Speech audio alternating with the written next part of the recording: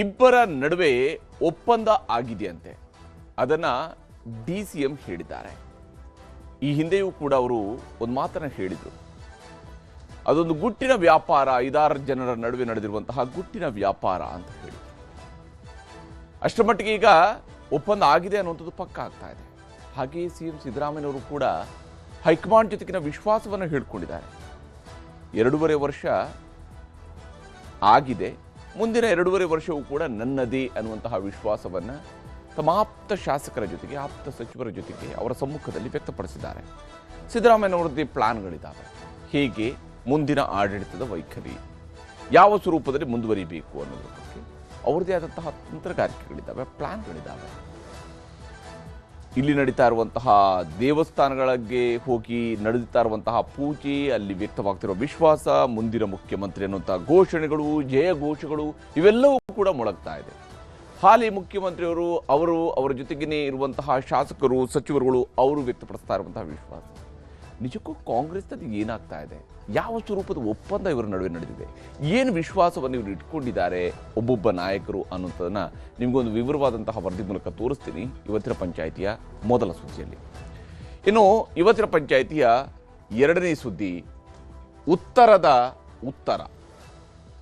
ಉತ್ತರ ಕರ್ನಾಟಕದ ಮೇಲಿನ ಚರ್ಚೆಗೆ CM ಸಿದ್ದರಾಮಯ್ಯ ಉತ್ತರ ಕೊಟ್ಟಿದ್ದಾರೆ. ಬಹುಶಃ ಇದೇ ಮೊದಲ ಬಾರಿಗೆ ಅನಿಸುತ್ತೆ ಬೆಳಗಾವಿಯಲ್ಲಿ ನಡೆದಿರ್ತಕ್ಕಂತಹ ವಿಧಾನಸಭೆ ಮತ್ತು ವಿಧಾನ ಪರಿಷತ್ತಿನ ಚರ್ಚೆಯ ಸಂದರ್ಭದಲ್ಲಿ ಬಹಳ ವಿಸ್ತೃತವಾಗಿ ಒಂದೇ ಒಂದು ಸಬ್ಜೆಕ್ಟ್ ಬಗ್ಗೆ ಮಾತ್ರ ಚರ್ಚೆಯಾಗಿದೆ. ಮುಖ್ಯಮಂತ್ರಿಯವರು ಆ ಒಂದು ಸಬ್ಜೆಕ್ಟ್ಗೆ ಮಾತ್ರ ವಿಸ್ತೃತವಾದಂಥ ಉತ್ತರವನ್ನು ಕೊಡುವಂತಹ ಪ್ರಸಂಗವೂ ಕೂಡ ಉದ್ಭವ ಆಯಿತು.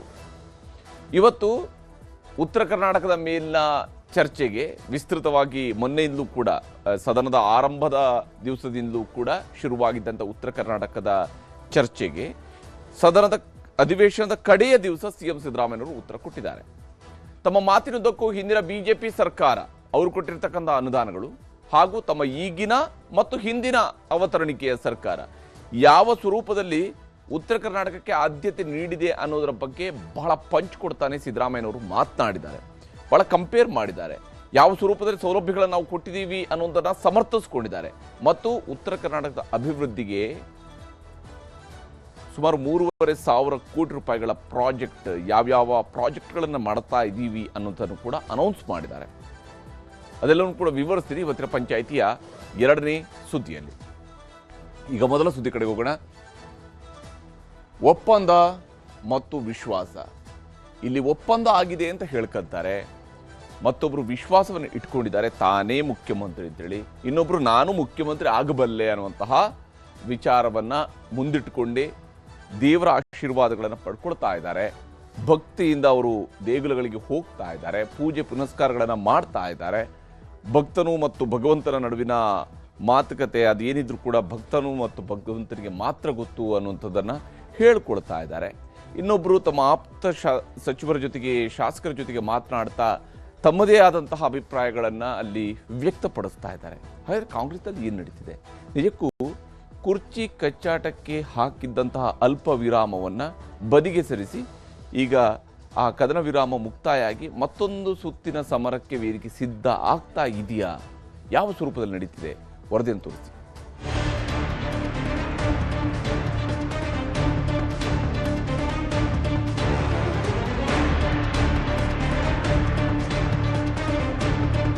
ಸಂದೇಶ ಏನಿಲ್ಲ, ಒಗ್ಗಟ್ಟು ಪ್ರದರ್ಶನ ಅಷ್ಟೇ ಸಂದೇಶ.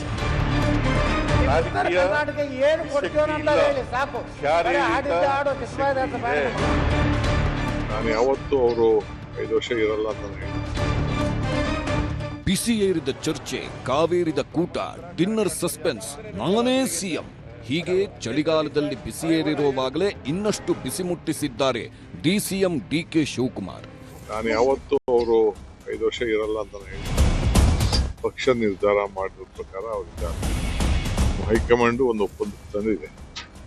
ಆ ಪ್ರಕಾರ ಇಬ್ರು ಮಾತಾಡಿದ್ದೇವೆ, ಇಬ್ರು ಅನೇಕ ಬಾರಿ ಹೇಳಿದ್ದೇವೆ. ಆ ಪ್ರಕಾರ ಇಬ್ರು ನಡ್ಕೊಂಡು ಹೋಗ್ತೀವಿ. ನನಗೆ, ರಾಜ್ಯಕ್ಕೆ, ನನ್ನಂದಂಥ ಜನಕ್ಕೆ ಎಲ್ಲ ಕೂಡ ಒಳ್ಳೇದಾಗಲಿ ಅಂತ ಪ್ರಾರ್ಥನೆ ಮಾಡ್ತೀನಿ. ಬೆಳಗಾವಿಯಲ್ಲಿ ಅಧಿವೇಶನ ನಡೆಯುವಾಗಲೇ ಉತ್ತರ ಕನ್ನಡ ಜಿಲ್ಲೆಯ ಹಲವು ದೇವಸ್ಥಾನಗಳಿಗೆ DCM DK ಶಿವಕುಮಾರ್ ಭೇಟಿ ಕೊಟ್ಟು ಪೂಜೆ ಸಲ್ಲಿಸಿದ್ರು. ಇಷ್ಟಾರ್ಥ ಸಿದ್ಧಿಗಾಗಿ ಅಂಕೋಲಾ ತಾಲೂಕಿನ ಆಂಗ್ಲೇಯ ಜಗದೇಶ್ವರಿ ದೇವಿಗೆ ಪೂಜೆ ಸಲ್ಲಿಸಿದ್ರು. ದೇವಿ ಮುಂದೆ ಸುಮಾರು 2 ಗಂಟೆಗಳ ಕಾಲ ಕೂತು ಪ್ರಶ್ನೆ ಹಾಕಿ ಉತ್ತರ ಪಡೆದುಕೊಂಡ್ರು. ಅದಾದ ಮೇಲೆ ಸಿಡಿದದ್ದು ಕನಕ್ಪುರದ ಬಂಡೆ. ಸಿಎಂ ಕುರ್ಚಿ ಕಚ್ಚಾಟದ ಜಂಜಾಟಕ್ಕೆ ಕಡೆಗೂ ಬ್ರೇಕ್ ಹಾಕಿದ್ರು ಡಿಕೆ ಶಿವಕುಮಾರ್. ಸಿಎಂ ಸಿದ್ದರಾಮಯ್ಯನವರು 5 ವರ್ಷ ಇರಲ್ಲ ಅಂತ ನಾನು ಎಲ್ಲೂ ಹೇಳೇ ಇಲ್ವಲ್ಲ ಅನ್ನುವ ಮೂಲಕ ಎಲ್ಲಾ ಪ್ರಶ್ನೆಗಳಿಗೂ ಒಂದೇ ಏಟಿನಲ್ಲೇ ಉತ್ತರ ಕೊಟ್ರು. ನನ್ನ ಸಿಎಂ ಮಧ್ಯೆ ಒಪ್ಪಂದ ಆಗಿದೆ, ಅದರಂತೆಯೇ ನಾವು ನಡೆದುಕೊಳ್ಳುತ್ತಿದ್ದೇವೆ ಎಂದು ಹೇಳುವ ಮೂಲಕ ಇಡೀ ವಿವಾದಕ್ಕೆ ಹೊಸ ಟ್ವಿಸ್ಟ್ ಕೊಟ್ರು. ನಾನು ಯಾವತ್ತೂ ಅವರು 5 ವರ್ಷ ಇರಲ್ಲ ಅಂತ ನಾನು ಹೇಳಿದ್ವಲ್ಲ. ಹೈಕಮಾಂಡ್ ಅವ್ರ ಪರ ಇಲ್ಲ ಅಂತ. ಅವ್ರ ಹೈಕಮಾಂಡ್ ಇರೋದಕ್ಕೆ ಅವ್ರ ರಾಜ್ಯದ ಮುಖ್ಯಮಂತ್ರಿ ಆಗಿದ್ದಾರೆ. ಪಕ್ಷ ನಿರ್ಧಾರ ಮಾಡಿರೋ ಪ್ರಕಾರ ಅವರಿದ್ದಾರೆ. ನಾನು ಅವರಿಬ್ರು ಒಪ್ಪಂದಕ್ಕೆ ಬಂದಿದ್ದೀವಿ. ಹೈಕಮಾಂಡ್ ಒಂದು ಒಪ್ಪಂದಕ್ಕೆ ತಂದಿದೆ. ಆ ಪ್ರಕಾರ ಇಬ್ರು ಮಾತಾಡಿದ್ದೇವೆ, ಇಬ್ರು ಅನೇಕ ಬಾರಿ ಹೇಳಿದ್ದೇವೆ. ಆ ಪ್ರಕಾರ ಇಬ್ರು ನಡ್ಕೊಂಡು ಹೋಗ್ತೇವೆ. ಸಿಎಂ ಬದಲಾವಣೆ, ರಾಜ್ಯದಲ್ಲಿ ಸಿಎಂ ಬದಲಾವಣೆ ಚರ್ಚೆ ಬಹಳಷ್ಟು ಇದೆ. ನಿಮ್ಮ ಅದು ನೀವು ಅದಕ್ಕೆಲ್ಲ ಚರ್ಚೆ ಮಾಡ್ತಾ ಇದ್ದೀರಿ ಹೊರತು ನಮ್ಮಲ್ಲಿ ಯಾವ ತರದ ಸದ್ಯಕ್ಕೆ ಯಾವ ಚರ್ಚೆನೂ ಇಲ್ಲ. ಪಕ್ಷ ಏನ್ ಹೇಳ್ತದೆ ಹಂಗೆ ನಾವೆಲ್ಲ ಸೇರಿ ನಡ್ಕೊಂಡು ಹೋಗ್ತೇವೆ. ಮುಂದೆ ಮುಖ್ಯಮಂತ್ರಿ ಆಗೋ ವಿಚಾರದ ಪ್ರಶ್ನೆಗೂ ಡಿಕೆದು ಒಂದೇ ಉತ್ತರ, ಭಕ್ತನಿಗೂ ಭಗವಂತನಿಗೂ ಇರೋದು, ಅದನ್ನ ಹೇಳೋದಿಲ್ಲ ಅಂದುಬಿಟ್ರು. ಆ ತಾಯಿಗೆ ನನಗೆ ಇರೋಂತ ವಿಚಾರ, ಭಕ್ತಂಗೂ ಭಗವಂತನಿಗೂ ಇರೋಂತ ವಿಚಾರ. ತಾಯಿ ನನಗೇನ್ ಹೇಳಿದ್ದಾಳೆ, ನಾನ್ ತಾಯಿ ಹತ್ರ ಮಾತಾಡಿದ್ದೀನಿ, ನಮ್ಮಿಬ್ರಿಗೆ ಬಿಟ್ಟಿದ್ದು. ಡಿಕೆ ಶಿವಕುಮಾರ್ ಆಂಗ್ಲೇ ಜಗದೇಶ್ವರಿಗೆ ಪೂಜೆ ಮಾಡಿದ್ದು ಇದೇ ಮೊದಲೇನಲ್ಲ. ಹಿಂದೆಯೂ ಹಲವು ಬಾರಿ ಇಷ್ಟಾರ್ಥ ಸಿದ್ಧಿ ಪೂಜೆ ಮಾಡಿಸಿದ್ರು. ಅದೇ ನಂಬಿಕೆ ಈಗಲೂ ಇದೆಯಂತೆ. ಅದಲ್ಲದೆ ಸುಮಾರು 5 ವರ್ಷ ಹಿಂದೆ ನಾನು ಈ ಸ್ಥಳಕ್ಕೆ ಬಂದು ಈ ದೇವಿಯಲ್ಲಿ ನನಗೆ ಯಾವುದೋ ಒಂದು ನನ್ನ ಕುಟುಂಬದ ಕೆಲಸದ ಬಗ್ಗೆ ನಾನು ಪ್ರಾರ್ಥನೆ ಮಾಡಿದ್ದೆ. ಅದು ನನ್ನ ಇಷ್ಟ ನೆರವೇರಿತು. ಆ ತಾಯಿಗೆ ಮತ್ತೆ ಬರ್ತೀನಿ ಅಂತ ನಾನು ಬೇಡಿಕೆ ಮಾಡ್ಕೊಂಡಿದ್ದೆ.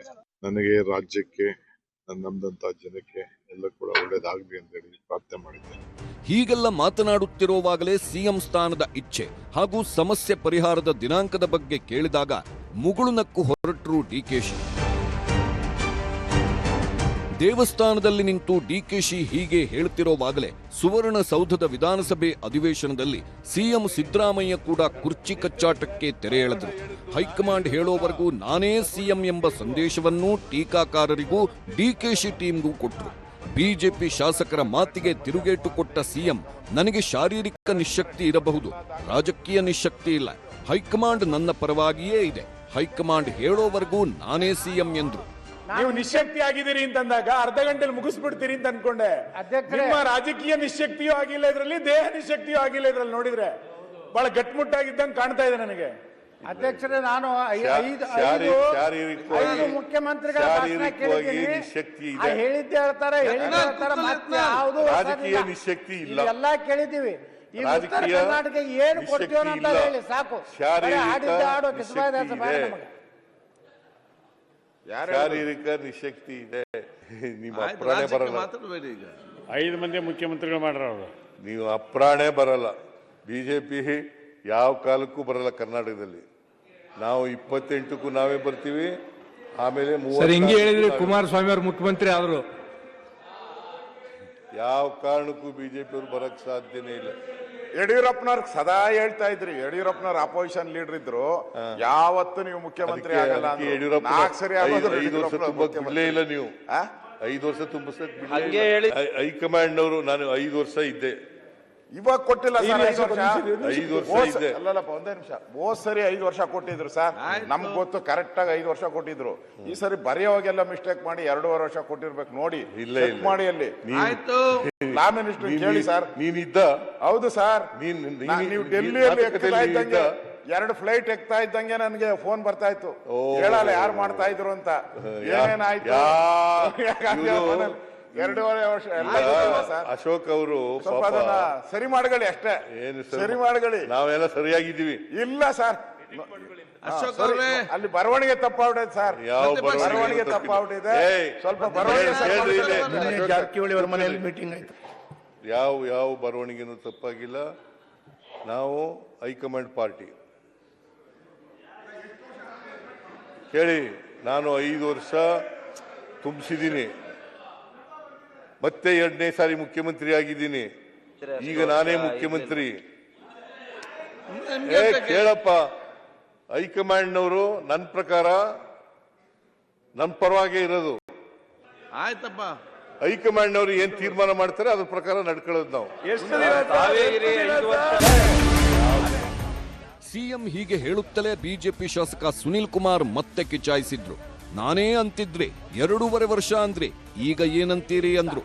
ಒಂದೇ ನಿಮಿಷ, ಮೊದಲು ನಾನೇ ಮುಖ್ಯಮಂತ್ರಿ ಅಂದ್ರಿ, ಆಮೇಲೆ ಹೈಕಮಾಂಡ್ ನಿರ್ಧಾರ ಮಾಡೋದಲ್ಲ ಶಾಸಕರು ನಿರ್ಧಾರ ಮಾಡೋದು ಅಂದ್ರಿ, ಈಗ ನಾವು ಅಂತಂದ್ರಿ, ನಾನೇ ಇಂದ ನಾವು ಬಂದ್ರಿ, ಶಾಸಕರಿಂದ ಹೈಕಮಾಂಡಿಗೆ ಬಂದ್ರಿ. ಒಂದು ಕೋಳಿ ಸಾಲ ಅಷ್ಟೆಲ್ಲ ಬದಲಾವಣೆ ಮಾಡ್ತಾರೆ. ನಿಮ್ಮ ಹೈಕಮಾಂಡ್ ಒಂದು ಕೋಳಿ ಸಾಲ ಇಷ್ಟೆಲ್ಲ ಬದಲಾವಣೆ ಮಾಡ್ತಾರೆ. ಸುನಿಲ್ ಕುಮಾರ್ ಹಾಗೂ ಅಶೋಕ್ ಒಟ್ಟೊಟ್ಟಿಗೆ ಸಿಎಂ ಕಾಲೆಳೆದ್ರು. ಇಬ್ಬರ ಮಾತಿಗೂ ಸಿಎಂ ಟಾಂಗ್ ಕೊಟ್ರು. 2.5 ವರ್ಷ ಅಂತ ನಾನು ಎಲ್ಲಿಯೂ ಹೇಳೇ ಇಲ್ಲ, ಆ ಥರ ತೀರ್ಮಾನ ಆಗೇ ಇಲ್ಲ ಎಂದು. ಶಾಸಕಾಂಗ ಪಕ್ಷ ನಿಮ್ಮನ್ನ 5 ವರ್ಷ ಎಲೆಕ್ಟ್ ಮಾಡಿರೋದು. ಈಗ ಅರ್ಜೆಂಟ್ ಈಗ ಉತ್ತರ ಕರ್ನಾಟಕ ಮುಖ್ಯಮಂತ್ರಿ ಆದಾಗ 5 ವರ್ಷಕ್ಕೆ ಎಲೆಕ್ಟ್ ಮಾಡಿರೋದು. 5 ವರ್ಷಕ್ಕೆ ಎಲೆಕ್ಟ್ ಮಾಡಿರೋದು ಕರೆಕ್ಟ್ ಇಲ್ಲ ಹೇಳಿ. ಪ್ರತಿಪಕ್ಷ ನಾಯಕರೇ, 2.5 ವರ್ಷಕ್ಕೂ ಪ್ರತಿಪಕ್ಷ ನೀವು ಉತ್ತರ ಕರ್ನಾಟಕ 2.5 ವರ್ಷ ಅಂತ ಹೇಳೇ ಇಲ್ಲ. ನಿಮ್ಗೆ ಯಾಕೆ 2.5 ವರ್ಷ ಅಂತ ಹೇಳಿಲ್ಲ. ನಾನು ಹೇಳಿದ್ದು ಸ್ವಲ್ಪ ಸಮಾಧಾನ, ಸ್ವಲ್ಪ ಉತ್ತರ ಕರ್ನಾಟಕ 2.5 ವರ್ಷ ಅಂತ ಇಲ್ಲ, ತೀರ್ಮಾನ ಆಗಿಲ್ಲ. ಬರಬೇಡಿ, ನನ್ನ ಪರವಾಗಿರಿ. ಬಟ್ ಈಗ ನಾನೇ ಮುಖ್ಯಮಂತ್ರಿ. ಅಧ್ಯಕ್ಷರೇ 2.5 ವರ್ಷ ಆಗಿದೆ, ನಾನೇ ಮುಖ್ಯಮಂತ್ರಿ. ಮುಂದೆನೂ ನಾನೇ ಇರ್ತೀನಿ. ಕರೆಕ್ಟ್, ಮುಂದೆನೂ ನಾನೇ ಇರ್ತೀನಿ. ಅದೇ ಬೇಕಾಗಿರೋದು. ಸಿದ್ದರಾಮಯ್ಯನವರ ಮಾತಿಗೆ ಹಲವು ಶಾಸಕರು ಸಚಿವರು ದನಿಗೂಡಿಸಿದ್ರು. ಹೈಕಮಾಂಡ್ ಅವ್ರದ್ದು ಸಿಎಂ ಅವ್ರಿಗೆ ಏನು ಸೂಚನೆ ಕೊಟ್ಟಿದೆ ನನಗೆ ಗೊತ್ತಿಲ್ಲ. ನೀವು ಸಿಎಂ ಅವ್ರನ್ನೇ ಕೇಳಬೇಕು ಹೈಕಮಾಂಡ್ ಸೂಚನೆ ಬಂದಿದೆ ಅಂತ. ಬಟ್ ಸಿಎಂ ಆಗಿ ಡಿಸಿಎಂ ಅವರಿಗೆ ಯಾವಾಗಲೂ ಹೇಳಿದ್ದಾರೆ, ಹೈಕಮಾಂಡ್ ಅವ್ರು ಏನು ಹೇಳ್ತಾರೋ ಅದಕ್ಕೆ ನಾವು ಯಾವಾಗಲೂ ಬದ್ಧವಾಗಿರ್ತೀವಿ ಅಂತ. ಅದು ನಮ್ಮ ಪಕ್ಷದ ಶಿಸ್ತು. ಸಿಎಂ ಅವರು ಕೂಡ ಪಕ್ಷ ಶಿಸ್ತನ್ನು ಯಾವಾಗಲೂ ಕೂಡ ಪಾಲಿಸ್ಕೊಂಡು ಬಂದಿದ್ದಾರೆ. ಅವರು ಹಲವಾರು ಬಾರಿ ಹೇಳಿದ್ದಾರೆ ಹೈಕಮಾಂಡ್ ಏನು ಹೇಳ್ತಾರೋ ಹಾಗೆ ಅದನ್ನೇ ಪಾಲಿಸ್ತೀವಿ ಅಂತ ಹೇಳಿ. ಸೊ ಹೈಕಮಾಂಡ್ ಏನು ಸೂಚನೆ ಬಂದಿದೆ ನನಗೆ ಗೊತ್ತಿಲ್ಲ, ಸಿಎಂ ಅವ್ರನ್ನೇ ಕೇಳಬೇಕು. 2.5 ವರ್ಷ ಅನ್ನೋದು ನಮ್ಮ ಯಾವ ಶಾಸಕರಿಗೂ ಗೊತ್ತಿಲ್ಲ. ಅವ್ರೇನ್ ಹೇಳಿದ್ದಾರೆ, party high command will decide about that ಅಂತ ಮುಖ್ಯಮಂತ್ರಿಗಳು ಮೊದಲಿಂದ ಹೇಳ್ತಾ ಬಂದಿದ್ದಾರೆ. ಪಕ್ಷದ ವರಿಷ್ಠರು ತೀರ್ಮಾನ ಮಾಡ್ತಾರೆ. ಸತೀಶ್ ಜಾರಕಿಹೊಳಿ ಮನೆಯಲ್ಲಿ ಡಿನ್ನರ್ ಪಾಲಿಟಿಕ್ಸ್. ಡಿನ್ನರ್ ಮೀಟಿಂಗೂ ಸಿಎಂ ಸ್ಟೇಟ್ಮೆಂಟ್ಗೂ ಲಿಂಕ್. ಸಿಎಂ ಸಿದ್ದರಾಮಯ್ಯ ಸದನದಲ್ಲಿ, ಡಿಸಿಎಂ ಡಿಕೆ ಶಿವಕುಮಾರ್ ದೇವಸ್ಥಾನದಲ್ಲಿ ಆಡುತ್ತಿರುವ ಒಂದೊಂದು ಮಾತಿನಲ್ಲೂ ಬ್ರೇಕ್ಫಾಸ್ಟ್, ಲಂಚ್, ಡಿನ್ನರ್ ಮೀಟಿಂಗ್ ಸಭೆ ಅಲ್ಲಾದ ಚರ್ಚೆ, ನಿರ್ಧಾರಗಳೇ ಎದ್ದು ಕಾಣುತ್ತಿದ್ವು. ನಿನ್ನೆ ರಾತ್ರಿಯೂ ಕೂಡ ಸಾಹುಕಾರ್ ಸತೀಶ್ ಜಾರಕಿಹೊಳಿ ಸಿಎಂ ಸಿದ್ದರಾಮಯ್ಯ ಸೇರಿ ಹಲವರಿಗೆ ಡಿನ್ನರ್ ಕೊಟ್ಟಿದ್ರು. Satish Jarkiholi, Siddaramaiah, doctor G Parameshwar, doctor H C. Mahadevappa, Zameer Ahmed Khan, K H Muniyappa, R B. Timmapur, doctor M C. Sudhakar dinner ಕೂಟದಲ್ಲಿದ್ದರು. ಡಿನ್ನರ್ ಜೊತೆಗೆ ಒಂದಷ್ಟು ರಾಜಕೀಯ ಚರ್ಚೆಗಳೂ ನಡೆದವು. ಬದಲಾವಣೆ ವಿಚಾರವೇನಾದರೂ ಬಂದ್ರೆ ಸಿಎಂ ಸಿದ್ದರಾಮಯ್ಯ ಪರ ನಿಲ್ಲುವ ದೃಢ ಸಂಕಲ್ಪ ತೊಡಲಾಯಿತು. ಅಹಿಂದ ನಾಯಕ ಸಿದ್ದರಾಮಯ್ಯನವರ ಬದಲಾವಣೆಗೆ ಅವಕಾಶ ಕೊಡಬಾರದು. ಬದಲಾವಣೆ ವಿಚಾರ ಬಂದಾಗ ಎಲ್ಲರೂ ಒಟ್ಟಿಗೆ ನಿಲ್ಲಬೇಕು. ಅಹಿಂದ ನಾಯಕನನ್ನ ಕಳೆದುಕೊಂಡ್ರೆ ಕಾಂಗ್ರೆಸ್ಗೆ ಉಳಿಗಾಲವಿಲ್ಲ. ಸಿದ್ದರಾಮಯ್ಯ ಇಲ್ಲದೆ ಚುನಾವಣೆ ಗೆಲ್ಲೋದು ಅಷ್ಟು ಸುಲಭವಲ್ಲ ಎಂಬ ಸಂದೇಶ ರವಾನಿಸಬೇಕು. ಸಿದ್ದರಾಮಯ್ಯ ಕೆಳಗಿಳಿಸುವುದಾದ್ರೆ ದಲಿತರಿಗೆ ಅವಕಾಶ ಕೊಡಲು ಮನವಿ ಮಾಡುವ ತೀರ್ಮಾನ ಮಾಡಲಾಗಿದೆ. ಜನವರಿಯಲ್ಲಿ ಅಹಿಂದ ಸಮಾವೇಶಕ್ಕೆ ಚಿಂತನೆಯೂ ನಡೆದಿದೆ. ಸಂದೇಶ ಏನಿಲ್ಲ, ಒಗ್ಗಟ್ಟು ಪ್ರದರ್ಶನ ಅಷ್ಟೇ ಸಂದೇಶ. ಪಕ್ಷವು ಗಟ್ಟಿಯಾಗಿರಬೇಕು, ಮುಂದೆ ಅಧಿಕಾರಕ್ಕೆ ಬರಬೇಕು ಅನ್ನೋದು ಅಷ್ಟೇ ನಮ್ಮ ಒಗ್ಗಟ್ಟಿನ ಮಂತ್ರ. ಈ ಮಧ್ಯೆ ಡಿಸೆಂಬರ್ 27ಕ್ಕೆ ದೆಹಲಿಯಲ್ಲಿ ಕಾಂಗ್ರೆಸ್ ಕಾರ್ಯಕಾರಿ ಸಮಿತಿ ಸಭೆ ನಡೆಯಲಿದೆ. ಕೇಂದ್ರ ಸರ್ಕಾರದ್ದು, ರಾಜ್ಯ ಸರ್ಕಾರದ್ದು ಅಧಿವೇಶನಗಳು ಮುಗಿದಿವೆ. ಇನ್ನೇನಿದ್ದರೂ ಪಕ್ಷ ಸಂಘಟನೆ, ಬದಲಾವಣೆಯಂಥ ಮಹತ್ವದ ತೀರ್ಮಾನಗಳಿಗಷ್ಟೇ ಸಭೆ ಮೀಸಲಾಗಲಿದೆ. ಹಾಗಾಗಿ ಡಿಸೆಂಬರ್ 27ರ ಸಿಡಬ್ಲ್ಯೂಸಿ ಸಭೆ ಹಾಗೂ ನಿರ್ಧಾರಗಳು ಕುತೂಹಲ ಮೂಡಿಸಿವೆ. Bureau report, news 18. ಹೀಗೆ ಬಹಳಷ್ಟು ಇಂಟ್ರೆಸ್ಟಿಂಗ್ ಆಗಿರತಕ್ಕಂತಹ, ರಾಜಕೀಯವಾಗಿ ಬಹಳ ರಾಜತಾಂತ್ರಿಕವಾಗಿರುವಂತಹ ಉತ್ತರಗಳನ್ನು ಕೊಡುವಂತಹ ಪ್ರಯತ್ನಗಳನ್ನು ಉಭಯ ನಾಯಕರು ಮಾಡ್ತಾ ಇದ್ರೆ ಮುಂದುವರೆದಿದೆ. ಹೀಗಾಗಿ ಇದು ಎಲ್ಲಿವರೆಗೆ ಹೋಗಿ ತಲುಪುತ್ತೆ ಅನ್ನೋದನ್ನು ಕುತೂಹಲದಿಂದ ನೋಡಬೇಕಾಗಿದೆ. ಉತ್ತರ ಯಾವ ಸ್ವರೂಪದಲ್ಲಿ ಇತ್ತು ಅಂತೇಳಿ ಉತ್ತರ ಕರ್ನಾಟಕದ ಬಗ್ಗೆ ವಿಸ್ತೃತವಾದಂತಹ ಚರ್ಚೆ ಈ ಬಾರಿ ಬೆಳಗಾವಿ ಅಧಿವೇಶನದಲ್ಲಿ ಆಗಿದೆ. ಇದು ನಿಜಕ್ಕೂ ಕೂಡ ಒಂದು ಪಾಸಿಟಿವ್ ಆಗಿರ್ತಕ್ಕಂಥ ಅಂಶ. ಯಾಕಂದ್ರೆ ಬೆಳಗಾವಿಯಲ್ಲಿ ನಡೆಯುವಂತಹ ಅಧಿವೇಶನದ ವಿಚಾರಕ್ಕೆ ಬಂದಾಗ ವಿಶೇಷವಾಗಿ ಉತ್ತರ ಕರ್ನಾಟಕದ ಅಭಿವೃದ್ಧಿಯ ಚರ್ಚೆಗಳು ಅಲ್ಲಿ ನಡಿಬೇಕು, ಅದು ಬಹಳ ಮುಖ್ಯ ಕೂಡ. ಅದರ ಮೂಲಕವಾಗಿ ಬಹಳಷ್ಟು ಸಮಸ್ಯೆಗಳನ್ನು ಪರಿಹರಿಸೋದಕ್ಕೆ ಸಾಧ್ಯ ಆಗುತ್ತೆ ಅನ್ನುವಂಥ ಆಶಯದೊಂದಿಗೆ ಅಲ್ಲಿ ಸೆಷನ್ ಅನ್ನು ಕೂಡ ಆರಂಭಿಸಿರುವಂಥದ್ದು. ಅದು ಜನರ ಜೊತೆಗೆ ಭಾವನಾತ್ಮಕವಾಗಿ ಕನೆಕ್ಟ್ ಆಗೋದು ಮಾತ್ರ ಅಲ್ಲ, ಅದು ಅಭಿವೃದ್ಧಿಯ ಮೂಲಕವಾಗಿಯೂ ಕೂಡ ಕನೆಕ್ಟ್ ಆಗುವಂಥದಕ್ಕಿರುವಂತಹ ವಿಚಾರ. ಅದು ನಾವು ಸುಮ್ಮನೆ ಉತ್ತರ ಕರ್ನಾಟಕದಲ್ಲಿ ಸೆಷನ್ ಮಾಡಿದ್ದೀವಿ ಅಂತ ಹೇಳಿದೆ ಸಾಲದು, ಏನು ಕೊಟ್ಟಿದ್ದೀವಿ ಅನ್ನೋದು ಕೂಡ ಸರ್ಕಾರಕ್ಕೆ ಬಹಳ ಮುಖ್ಯ ಆಗುತ್ತೆ. ಅಧಿವೇಶನದ ಕಡೆ ದಿನ ಉತ್ತರ ಕರ್ನಾಟಕಕ್ಕೆ ಸಿಎಂ ಅವರು ಒಂದಿಷ್ಟು ಆಶಾವಾದವನ್ನು ಮೂಡಿಸುವಂತಹ ಕೆಲಸವನ್ನು ಮಾಡಿದ್ದಾರೆ. ಮತ್ತು ವಿಶೇಷವಾಗಿ ಅವರು ತಲಾದಾಯದ ಬಗ್ಗೆ ಆಡಿರ್ತಕ್ಕಂತಹ ಮಾತಿದೆಯಲ್ಲ, ಅದು ಬಹಳ ಮಹತ್ವವನ್ನು ಪಡ್ಕೊಳ್ಳುತ್ತೆ. ಯಾಕಂದರೆ ಅವರು ಒಂದು ಹಂತದಲ್ಲಿ ಅವರು ಹೇಳಿದ್ದಾರೆ 7 ಲಕ್ಷ ರೂಪಾಯಿಯಷ್ಟು ಬೆಂಗಳೂರಿನಲ್ಲಿ ತಲಾದಾಯ ಇದ್ದು ಉತ್ತರ ಕರ್ನಾಟಕ ಭಾಗದಲ್ಲಿ ಅದು 1 ಲಕ್ಷಕ್ಕಿಂತ ಕಡಿಮೆ ಇದ್ದರೆ ಆ ರೀತಿಯಾಗಿ ಇರುವಂಥದ್ದು ಸಮಾನಾಂತರವಾಗಿರುವ ಹಂಚಿಕೆ ಅಲ್ಲ, ಇಲ್ಲೂ ಕೂಡ ತಲಾದಾಯ ಹೆಚ್ಚಬೇಕು. ಉತ್ತರ ಮತ್ತು ದಕ್ಷಿಣದ ಭಾಗದಲ್ಲಿ 1 ಲಕ್ಷ ರೂಪಾಯಿಯಷ್ಟು ಅಂತರ ಇದ್ರೆ ಪರವಾಗಿಲ್ಲ, ಆದರೆ ಜಾಸ್ತಿ ಅಂತರ ಇರಬಾರ್ದು ಅನ್ನುವಂತಹ ರೀತಿಯಲ್ಲಿ ಆ ಮಟ್ಟಿಗಿನ ಒಂದು ಯೋಚನೆಯನ್ನು ಮುಖ್ಯಮಂತ್ರಿಯವರು ಜನರ ಮುಂದೆ ಇಟ್ಟಿದ್ದಾರೆ. ರೈತರಿಂದ ಖರೀದಿ ಮಾಡುವ ಹಾಲಿನ ಪ್ರೋತ್ಸಾಹಧನಕ್ಕೆ ಲೀಟರ್ಗೆ 7 ರೂಪಾಯಿಯನ್ನು ಘೋಷಣೆ ಮಾಡಿರುವಂಥದ್ದು ಇದು ಬಹಳ ಮಹತ್ವದ್ದಾಗುತ್ತೆ. ಯಾಕಂದರೆ ನಮ್ಮಲ್ಲಿ ಹೈನುಗಾರಿಕೆಯನ್ನು ನಂಬಿ ಬದುಕ್ತಾ ಇರುವಂಥ ಅನೇಕ ರೈತ ಕುಟುಂಬಗಳಿಗೆ ಇದು ನಿಜಕ್ಕೂ ಕೂಡ ಪ್ರೋತ್ಸಾಹವನ್ನು ಕೊಡುತ್ತೆ. ರೈತರಿಂದ ಕೂಡ ಬೇಡಿಕೆ ಇತ್ತು, ಹೆಚ್ಚಳ ಆಗಬೇಕು, ದರ ಹೆಚ್ಚಳ ಆಗಬೇಕು. ಈಗ ನೇರವಾಗಿ ದರ ಹೆಚ್ಚಳ ಮಾಡಿ ಗ್ರಾಹಕರ ಮೇಲೆ ಹೊರೆ ಹಾಕೋ ಬದಲಿಗೆ ಸರ್ಕಾರ 7 ರೂಪಾಯಿಗೆ ಏರಿಕೆ ಮಾಡಿದೆ. ಉತ್ತರ ಕರ್ನಾಟಕದ ಅಭಿವೃದ್ಧಿಗೆ ಒಟ್ಟು 3,500 ಕೋಟಿ ರೂಪಾಯಿಗಳನ್ನು ಘೋಷಣೆ ಮಾಡಿದ್ದಾರೆ. ಇದು ಬಹುತೇಕ ಆನ್ಗೋಯಿಂಗ್ ಪ್ರಾಜೆಕ್ಟ್ಗಳನ್ನು ಹೊಸ ಸ್ವರೂಪದಲ್ಲಿ ಹೇಳಿದ್ದಾರೆ ಅನ್ನುವಂತಹ ಟೀಕೆಯೂ ಕೂಡ ಪ್ರತಿಪಕ್ಷದಿಂದ ಬಂದಿದೆ. 3,500 ಕೋಟಿ ರೂಪಾಯಿಗಳ ಘೋಷಣೆಯನ್ನ ಈ ಸಂದರ್ಭದಲ್ಲಿ ಮುಖ್ಯಮಂತ್ರಿ ಸಿದ್ದರಾಮಯ್ಯನವರು ಮಾಡಿದ್ದಾರೆ. ಅದರಲ್ಲಿ 1,503 ಕೋಟಿ ರೂಪಾಯಿ ಕಿರೂರು ಏತ ನೀರಾವರಿ ಯೋಜನೆಗಿರುವಂಥದ್ದು ಬಾದಾಮಿ ಮತ್ತು ಬೀಳಗಿ ಮತಕ್ಷೇತ್ರಕ್ಕೆ ಅನುಕೂಲ ಆಗುತ್ತೆ. ಹಿಂದಿನಲ್ಲೂ ಕೂಡ ಈ ಯೋಜನೆ ಕಾರ್ಯಗತ ಆಗಬೇಕಾಗಿತ್ತು. ಅದರಲ್ಲಿ 1,503 ಕೋಟಿ ರೂಪಾಯಿಯನ್ನು ನಾವು ಒದಗಿಸ್ಕೊಡ್ತೀವಿ ಅಂತೇಳಿ ಮುಖ್ಯಮಂತ್ರಿಯವರು ಮತ್ತೊಮ್ಮೆ ಅಶ್ಯೂರ್ ಮಾಡಿದ್ದಾರೆ. 990 ಕೋಟಿ ರೂಪಾಯಿ ನಾರಾಯಣಪುರ ಬಲದಂಡೆಯಿಂದ ನೀರನ್ನು ರಾಯಚೂರು ಜಿಲ್ಲೆಯ ಮಸ್ಕಿ ತಾಲೂಕಿಗೆ ತೆಗೆದುಕೊಂಡು ಹೋಗೋದಕ್ಕೆ ಸಂಬಂಧಪಟ್ಟಂತೆ ಅದು ಅನುಕೂಲ ಆಗುತ್ತೆ ಅಂತ ಹೇಳಿ ಸಹಜವಾಗಿಯೇ ಕೃಷಿ ಚಟುವಟಿಕೆಗೆ ಅನುಕೂಲವನ್ನು ಮಾಡಿಕೊಡುತ್ತೆ. 210 ಕೋಟಿ ರೂಪಾಯಿಯನ್ನು ಕೃಷ್ಣಾ ನದಿಯಿಂದ ರಾಯಭಾಗಕ್ಕೆ ನೀರು ಒದಗಿಸುವಂಥದ್ದು. ಯಾಕೆಂದರೆ ರಾಯಭಾಗದಲ್ಲಿ ನೀರಾವರಿ ಬಹಳ ಕಡಿಮೆ ಪ್ರಮಾಣದಲ್ಲಿರ್ತಕ್ಕಂತಹ ತಾಲೂಕು ಅದು. ಹಾಗಾಗಿ ರಾಯಭಾಗ ಮತ್ತು ಚಿಕ್ಕೋಡಿ ತಾಲೂಕುಗಳಿಗೆ ಇದು ಅನುಕೂಲವನ್ನು ಮಾಡಿಕೊಡುತ್ತೆ ಕೃಷ್ಣಾ ನದಿಯಿಂದ ನೀರನ್ನು ತೆಗೆದುಕೊಂಡು ಹೋಗುವಂಥದ್ದಕ್ಕೆ. ಹಾಗೆಯೇ 198.90 ಕೋಟಿ ಶ್ರೀ ಕರಿಸಿದ್ದೇಶ್ವರ ಏತ ನೀರಾವರಿ ಯೋಜನೆಯನ್ನು ಇದು ಕೂಡ ಅಷ್ಟೇ ಚಿಕ್ಕೋಡಿ ಮತ್ತು ರಾಯಭಾಗಕ್ಕೆ ಅನುಕೂಲವನ್ನು ಮಾಡಿಕೊಡುತ್ತೆ.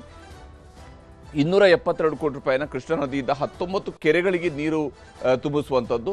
ಇದು ಕೊಪ್ಪಳ ಭಾಗದಲ್ಲಿ ಯಲಬುರ್ಗಾ ಮತ್ತು ಕುಕ್ಕನೂರು ತಾಲೂಕುಗಳಿಗೆ ಇದರ ಅನುಕೂಲ ಮಾಡಿಕೊಡ್ತೀವಿ ಅಂತೇಳಿ 19 ಕೆರೆಗಳಿಗೆ ನೀರು ತುಂಬಿಸುವಂಥದ್ದು.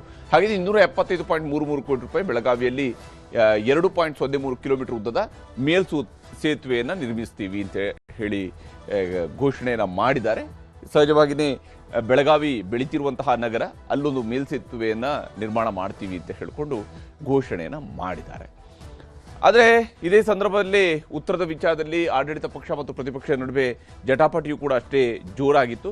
ಸಿಎಂ ಸಿದ್ದರಾಮಯ್ಯವರು ಹೇಳಿದ್ದಾರೆ, ಡಾಕ್ಟರ್ ನಂಜುಂಡಪ್ಪ ವರದಿ ಅದು ಎಸ್.ಎಂ. ಕೃಷ್ಣ ಅವರ ಕಾಲದ್ದು, ಆ ವರದಿಯನ್ನು ಅನುಷ್ಠಾನ ಮಾಡುವಂಥ ಪ್ರಯತ್ನ ಜೊತೆಗೇ ಈಗ ಏನು ಸಮಸ್ಯೆಗಳಿದ್ದಾವೆ ಅನ್ನೋಂಥದ್ದನ್ನು ಅಧ್ಯಯನ ಮಾಡೋದಕ್ಕೆ ನಾವು ಗೋವಿಂದರಾವ್ ವರದಿಯನ್ನು ಪಡ್ಕೊಳ್ತಾ ಇದ್ದೀವಿ. ಆ ಪ್ರೊಫೆಸರ್ ಗೋವಿಂದರಾವ್ ವರದಿ ಬಂದ ನಂತರ ಅದನ್ನು ಅನುಷ್ಠಾನಗೊಳಿಸ್ತೀವಿ ಅಂತ ಹೇಳಿದ್ದಾರೆ. ಅದು ಇನ್ನೂ ಕೂಡ ಬರಬೇಕಾಗಿದೆ. ಸರ್ಕಾರ ಆರಂಭದಲ್ಲೇ ಪ್ರೊಫೆಸರ್ ಗೋವಿಂದರಾವ್ ಅವರ ನೇತೃತ್ವದಲ್ಲಿ ಒಂದು ಸಮಿತಿಯನ್ನು ರಚನೆ ಮಾಡಿದೆ, ಒನ್ಸ್ ಅಗೇನ್ ಅಸಮತೋಲನದ ಬಗ್ಗೆ, ಅಧ್ಯಯನದ ಬಗ್ಗೆ.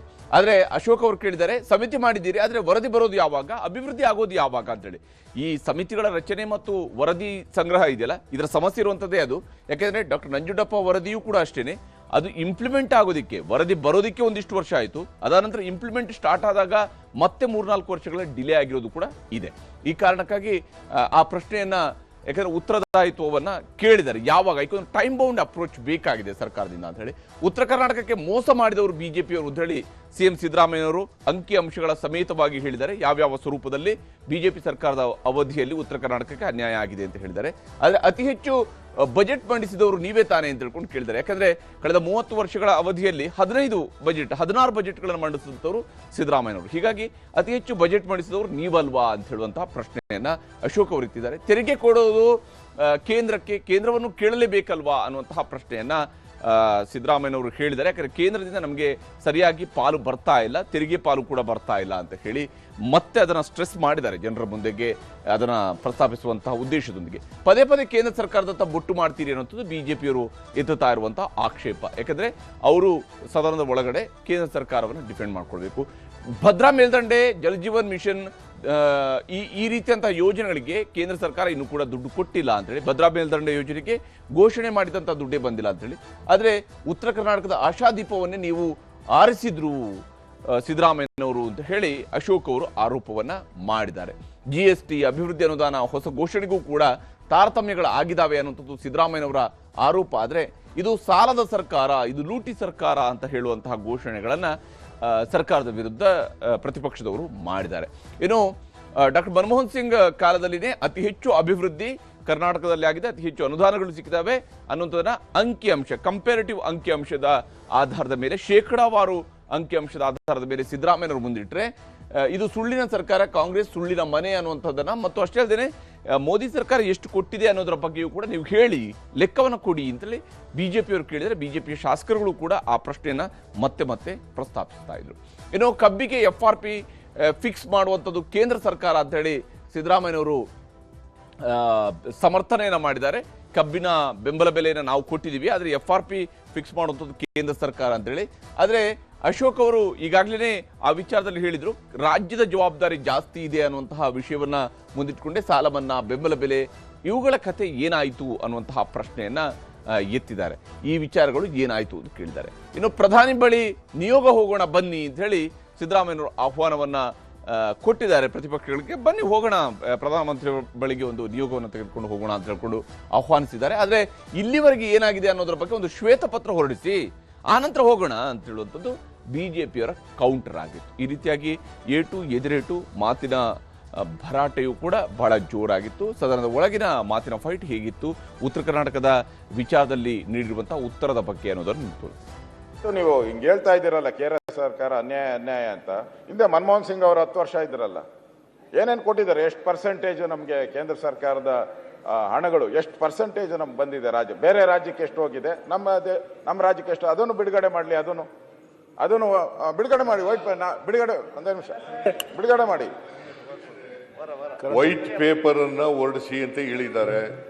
ನಾವೇನ್ ಮಾಡಿದೀವಿ, ಇವ್ರೇನ್ ಮಾಡಿದ್ದಾರೆ ಸರ್? ಮತ್ತೆ ಉತ್ತರ ಕರ್ನಾಟಕ ಕಡೆಗೆ ನಾವೇನ್ ಮಾಡಿದೀವಿ, ಇವ್ರೇನ್ ಮಾಡಿದ್ದಾರೆ? ವೈಟ್ ಪೇಪರ್ ಮಂಡಿಸೋಣ. ಆಯ್ತು, ನಾನು ಹೇಳ್ತಾ ಇದ್ದೀನಲ್ಲ. ಆಮೇಲೆ ನಿಯೋಗ ಕರ್ಕೊಂಡು ಹೋಗೋಣ ಪ್ರಧಾನಮಂತ್ರಿಗಳಿಗೆ. ಹೋಗೋಣ ಸರ್, ನೀವು ಹೋಗೋಣ, ಎಲ್ಲರೂ ಹೋಗೋಣ. ಹೀಗೆ ಮಾತಿನ ಭರಾಟೆಯೂ ಕೂಡ ಜೋರಾಗಿತ್ತು. ಈ ಮಾತಿನ ಭರಾಟೆ ಬೇಕು, ಸದನದ ಒಳಗಡೆ ಈ ರೀತಿಯಾದಂತಹ ಉತ್ತರ, ಈ ರೀತಿಯಾದಂತಹ ಪ್ರಶ್ನೆಗಳು ಬೇಕು. ಆದರೆ ಅಂತಿಮವಾಗಿ ಕೊಟ್ಟ ಭರವಸೆಗಳು ಈಡೇರಬೇಕು ಹಾಗೂ ಯೋಜನೆಗಳು ಕಾರ್ಯಗತ ಆಗಬೇಕು. ಉತ್ತರ ಕರ್ನಾಟಕ ಮತ್ತು ಸಮಗ್ರ ಕರ್ನಾಟಕದ ಅಭಿವೃದ್ಧಿಯೂ ಕೂಡ ಆಗಬೇಕಾಗಿತ್ತು. ಬಹಳ ಮುಖ್ಯವಾದ ಜವಾಬ್ದಾರಿ ಸರ್ಕಾರದ್ದು.